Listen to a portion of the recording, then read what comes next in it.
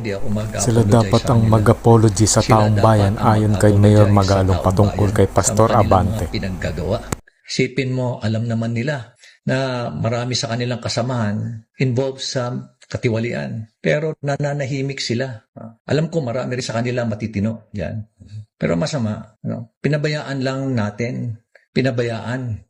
Nananahimik dahil nga ayaw nilang, kumbaga, nangyari sa kanila is tolerance. Silence is not neutrality. It is complicity. It is tolerance. Diba? Kaya hindi ako naniniwala na wala silang alam.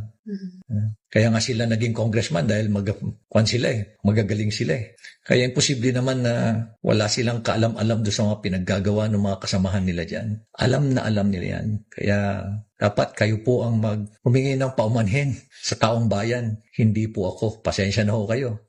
Mali po yung you're barking on the wrong tree. Tingnan nga natin kung saan pupunta yung kanilang investigasyon.